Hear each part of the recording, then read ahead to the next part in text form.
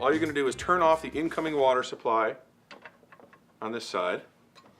If this unit is hooked to a tank with a float valve, the output can be pressurized. So to depressurize it, you push down on the float.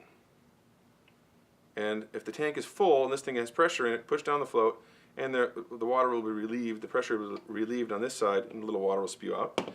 If you're using a commercial float valve like this, just press up on the float and pressure will spew out the bottom.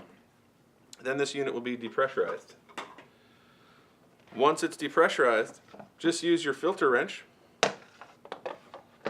put it up on the housing and turn them counterclockwise like that on both sides.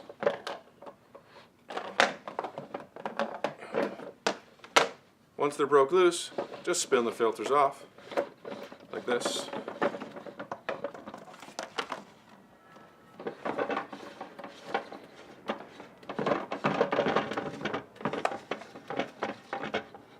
I'm going to place the head of the unit down right here. You'll almost certainly have this mounted on something, so you'll just spin the filters off like that. Okay, so just remove your sediment filter. What a big, beautiful filter that is. And remove your carbon filter like that. And what a big, beautiful filter that is. Now, undoubtedly, these sumps could be dirty, and so feel free to take some dish soap and a rag, or use your hand and a scrubby and clean out the dirt that could be in here.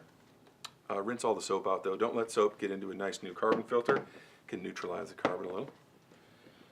And then simply take your new sediment filter, put it in like that, and take your new carbon filter and place it in very gently. These are heavy carbon filters, just like that. Now, you're more than welcome to clean these O-rings if they're dirty, and you can clean the channel that they're in as well if there's some dirty there, and just clean the O-ring like that, and you can put it back in like so. Now, these are new ones, so they're not dirty.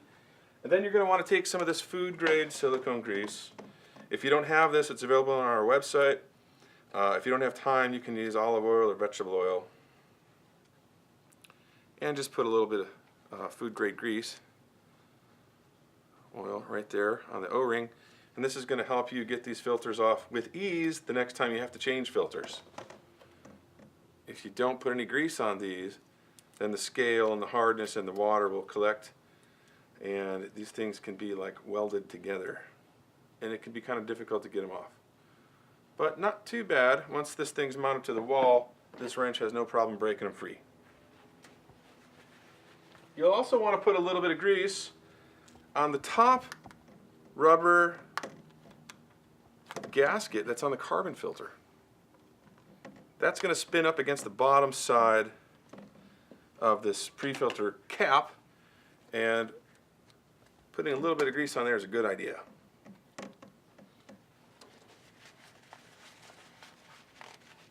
Once you're lubed up, you're just going to spin these things back on.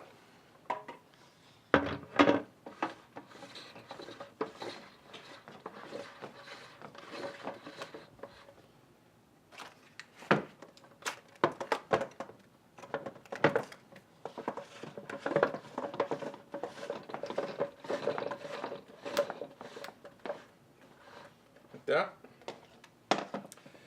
And once they get snug by hand, take the filter wrench and give it about a quarter turn. Often it's a little less. Give them a good, nice, tight, snug seal. Don't over torque them, or you'll have more difficulty getting them off later. But give them a good quarter turn, especially if you've got high water pressure feeding them. Now that you've got brand new filters in this, if you have put in that KDF filter like you just saw me do, you're going to want to flush it as you did when you first bought the unit, and just disconnect this tube from the tank if you're filling a tank. If not, just run this to drain into the ground. For about 30-40 gallons, this carbon is really dusty, so When you start it up, it'll take about 20 to 40 gallons to get rid of the carbon dust in this monster KDF carbon filter. After you clean out the dust from a carbon, hook it back up to its plumbing and you're ready to run. It's quite simple. There's two choices of sediment filter for this unit, and there's two choices of carbon filter through us for this unit. Now, most of the time, 99% of the time, I prefer to use these spun polypropylene filters. They have a super thick, almost an 1.5 inch thick core on this 4.5 by 20 inch filter, and it can hold a ton of dirt. And they're really inexpensive too. This is the best filter. They come in 3 different sizes. You can get them in 1 micron, 5 micron, and 10 micron. We ship them with 5 micron, which is a pretty good, it's the sweet spot for most applications. But if you had some sediment issues, you can go down to 1 micron. You're going to get more pressure drop through a 1 micron spun poly filter. If you've really got particle issues, sediment problems, you can use this pleated filter. Now, I'm going to pull one up here. I'm going to show you a smaller pleated filter. Pleated filters differ from spun because they don't have any depth to them. It's just like a paper towel. So the water is going to go through it just like this. Now, the protection factor on a pleated filter is how fine of a paper this is. So pleated filters can get really fine and they can block a lot of particles. Finer than a spun poly can get. They just don't hold a lot of dirt. But the benefit of this is it can block really small particles and you get almost no pressure drop. So I'm going to introduce a 0.35 micron. This is the smallest sediment filter made. It can stop the smallest of sediment particles and really protect the carbon filter. This is a great filter right here. It doesn't hold a lot of dirt, but it holds a lot of dirt back. They are a little pricey because of the nature of this really fine instrument and the wonderful small pore size on this paper. But this is a great unit. You will get a little pressure drop in the sense because of the pore size is so small, but all in all, you won't notice it too much. And if you have a sediment issue and you're following carbon filters, or you have an RO unit, this is a great sediment filter for this unit. Now in the carbon department, we got 2 choices here with GrowoniX. You can get either the white carbon here, which is a coconut shell carbon filter.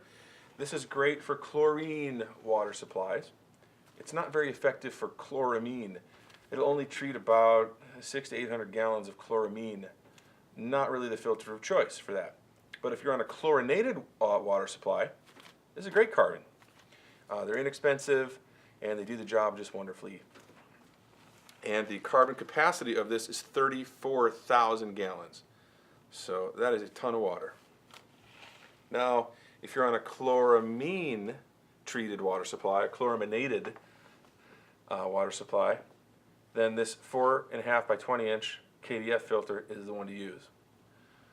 This is a super thick and tall bed of highly activated catalytic carbon, the best water carbon on the planet, with a nice thick bed of KDF 85 media at the bottom.